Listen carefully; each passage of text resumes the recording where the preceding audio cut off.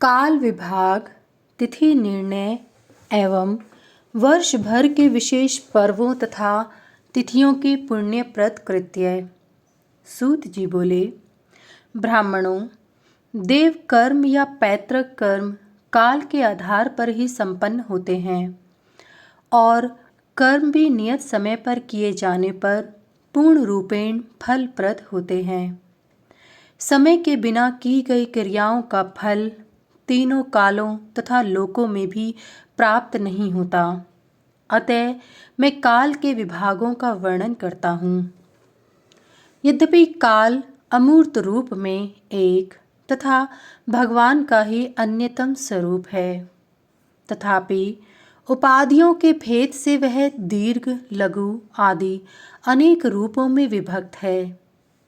तिथि, नक्षत्र, वार तथा रात्रि का संबंध आदि जो कुछ है वे सभी काल के ही अंग हैं और पक्ष, मास आदि रूप में वर्षानांतरों में भी आते जाते रहते हैं तथा वे ही सब कर्मों के साधन हैं।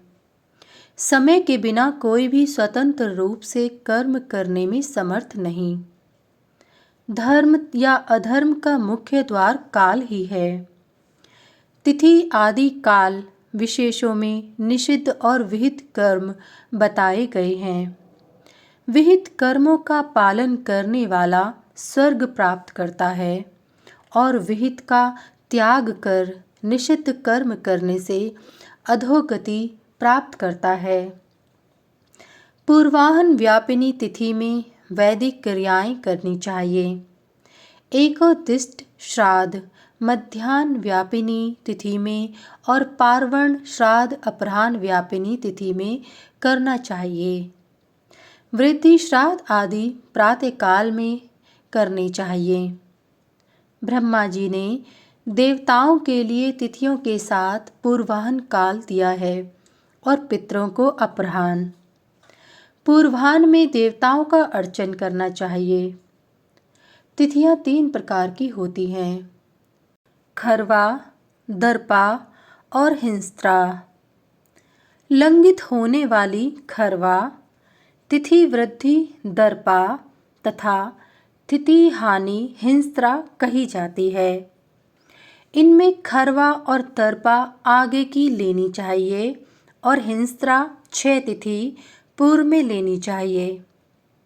शुक्ल पक्ष में परा लेनी चाहिए और कृष्ण पक्ष में पूर्वा। भगवान सूर्य जिस तिथि को प्राप्त कर उदित होते हैं वह तिथि स्नान, दान आदि कृत्यों में उचित है। यदि अस्त समय में भगवान सूर्य 10 घटी पर्यंत रहते हैं तो वह तिथि रात दिन समझनी चाहिए। शुक्ल पक्ष अथवा कृष्ण पक्ष में खरवा या दर्पा तिथि के अस्त पर्यंत सूर्य रहे तो पितृ कार्य में वही तिथि ग्राह्य है। 2 दिन में मध्याह्न काल व्यापिनी तिथि होने पर अस्त पर्यंत रहने वाली प्रथम तिथि श्राद्ध आदि में विहित है। द्वितीया तृतीया से तथा चतुर्थी पंचमी से युक्त हो तो ये तिथियां पुण्यप्रद मानी गई हैं और उसके विपरीत होने पर पुण्य का ह्रास करती हैं। षष्ठी पंचमी से एवं अष्टमी सप्तमी से विद्ध हों तथा दशमी से एकादशी, त्रयोदशी से चतुर्दशी और चतुर्दशी से अमावस्या विद्ध हो तो उनमें उपवास नहीं करना चाहिए, अन्यथा पुत्र, कलत्र और धन का ह्रास होता है। पुत्र, भार्या आदि से रहित व्यक्ति का यज्ञ में अधिकार नहीं है। जिस तिथि को लेकर सूर्य उदित होते हैं वह तिथि स्नान, अध्ययन और दान के लिए श्रेष्ठ समझनी चाहिए। कृष्ण पक्ष में जिस तिथि में सूर्य अस्त होते हैं वह स्नान, दान आदि कर्मों में पितरों के लिए उत्तम मानी जाती है। सूत जी कहते हैं, ब्राह्मणों, अब मैं ब्रह्मा जी द्वारा बतलाई गई श्रेष्ठ तिथियों का वर्णन करता हूँ।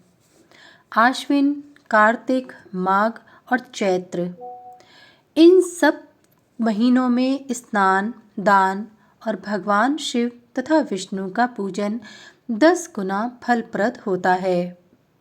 प्रतिपदा तिथि में अग्निदेव का यजन और हवन करने से सभी तरह के धान्य और इप्सित धन प्राप्त होते हैं। यदि शुक्ल पक्ष में द्वितीया तिथि बृहस्पतिवार से युक्त हो तो उस तिथि में विधि पूर्वक भगवान अग्निदेव का पूजन और नक्तव्रत करने से इच्छित ऐश्वर्य प्राप्त होता है। मिथुन, आषाढ़ और कर्क श्रावण राशि के सूर्य में जो द्वितीया आए उसमें उपवास करके भगवान विष्णु का पूजन करने वाली स्त्री कभी विधवा नहीं होती। अशून्य शयन द्वितीया श्रावण मास के कृष्ण पक्ष की द्वितीया तिथि को गंध, पुष्प, वस्त्र तथा विविध नैवेद्यों से भगवान लक्ष्मी नारायण की पूजा करनी चाहिए। इस व्रत से पति पत्नी का परस्पर वियोग नहीं होता। वैशाख शुक्ल पक्ष की तृतीया में गंगा जी में स्नान करने वाला सब पापों से मुक्त हो जाता है।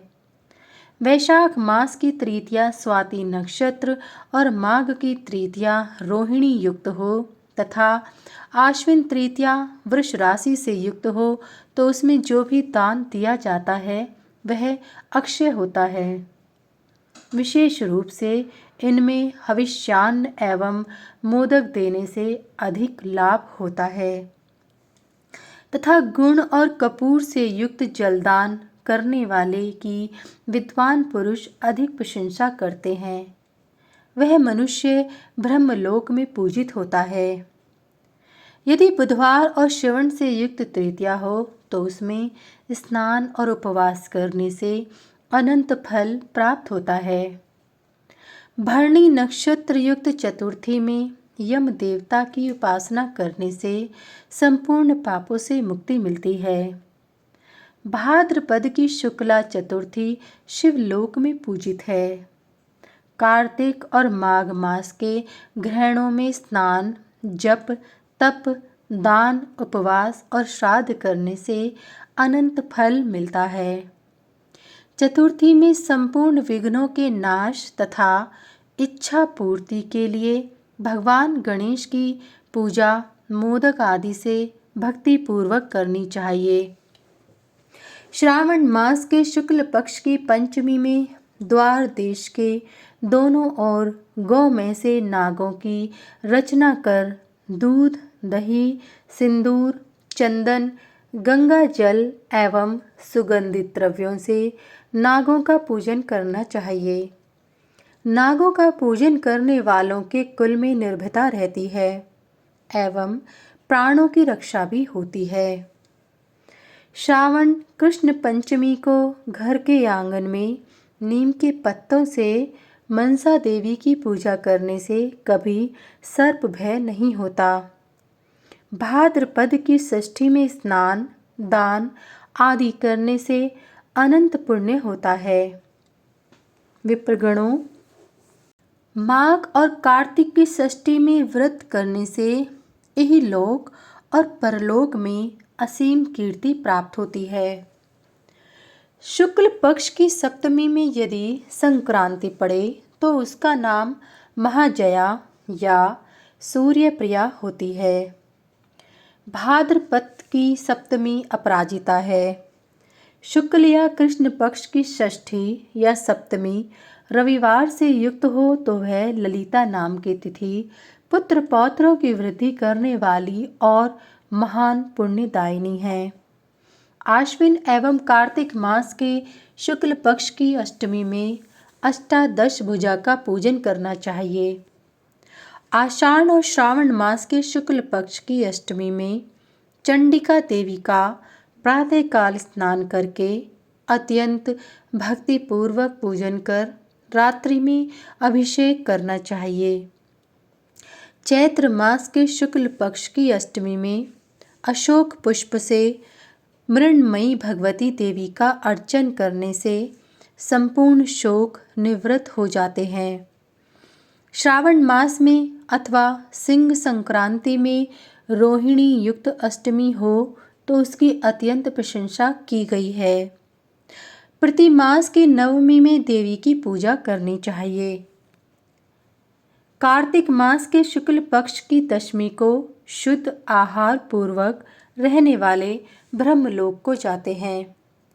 ज्येष्ठ मास के शुक्ल पक्ष की दशमी गंगा दशहरा कहलाती है। अश्विन की दशमी विजया और कार्तिक की दशमी महापुण्या कहलाती है। एकादशी व्रत करने से संपूर्ण पाप नष्ट हो जाते हैं।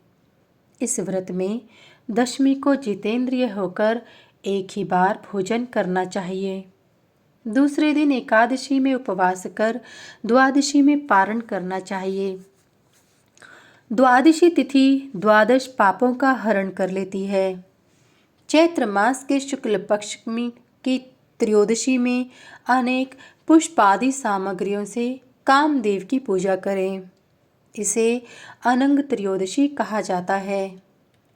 चैत्र मास के कृष्ण पक्ष की अष्टमी शनिवार या शतभिषा नक्षत्र से युक्त हो तो गंगा में स्नान करने से सैकड़ों सूर्य ग्रहण का फल प्राप्त होता है।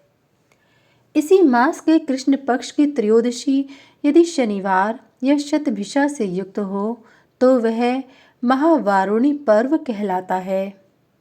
इसमें किया गया स्नान, दान एवं श्राद्ध अक्षय होता है। चैत्र मास के शुक्ल पक्ष की चतुर्दशी दंभ भंजनी कही जाती है। इस दिन धतूरे की जड़ में कामदेव का अर्चन करना चाहिए। इससे उत्तम स्थान प्राप्त होता है। अनंत चतुर्दशी का व्रत संपूर्ण पापों का नाश करने वाला है। इसे भक्ति पूर्वक करने से मनुष्य अनंत सुख प्राप्त करता है। प्रेत चतुर्दशी यम चतुर्दशी को तपस्वी ब्राह्मणों को भोजन और दान देने से मनुष्य यमलोक में नहीं जाता। फागुन मास के कृष्ण पक्ष की चतुर्दशी शिवरात्रि के नाम से प्रसिद्ध है और वह संपूर्ण अभिलाषाओं की पूर्ति करने वाली है। इस दिन चारों प्रहरों में स्नान करके भक्तिपूर्वक शिवजी की आराधना करनी चाहिए। चैत्र मास की पूर्णिमा चित्रा नक्षत्र तथा गुरुवार से युक्त हो तो वह महाचैत्री कही जाती है। वह अनंत पुण्य प्रदान करने वाली है। इसी प्रकार विशाखा आदि नक्षत्र से युक्त वैशाखी, महाज्येष्ठी आदि 12 पूर्णिमाएं होती हैं। इनमें किए गए स्नान, दान, जप, नियम आदि सत्कर्म अक्षय होते हैं और व्रती के पितर संतृप्त होकर अक्षय विष्णुलोक को प्राप्त करते हैं। हरिद्वार में महावैशाखी का पर्व विशेष पुण्य प्रदान करता है। इसी प्रकार शालग्राम क्षेत्र में महाचैत्री, पुरुषोत्तम क्षेत्र में महाज्येष्ठी, श्रृंखल क्षेत्र में महाषाढ़ी, केदार में महाश्रावणी, बद्रिका क्षेत्र में महाभाद्री, पुष्कर तथा कान्यकुब्ज में महाकीर्तिकी, अयोध्या में महामार्गशीर्षी तथा महापौषी, प्रयाग में महामाघी तथा नैमिषारण्य में महाफाल्गुनी पूर्णिमा विशेष फल देने वाली है। इन पर्वों में जो भी शुभाशुभ कर्म किए जाते हैं वे अक्षय हो जाते हैं। अश्विन की पूर्णिमा कौमुदी कही गई है। इसमें चंद्रोदय काल में विधि पूर्वक लक्ष्मी की पूजा करनी चाहिए। प्रत्येक अमावस्या को तर्पण और श्राद्ध कर्म अवश्य करना चाहिए। कार्तिक मास के कृष्ण पक्ष की अमावस्या में प्रदोष के समय लक्ष्मी का सविधि पूजन कर उनकी प्रीति के लिए दीपों को प्रज्वलित करना चाहिए एवं नदी तीर, पर्वत, गोष्ठ, शमशान, वृक्षमूल, चौराहा, अपने घर में और चत्वर में दीपों को सजाना चाहिए।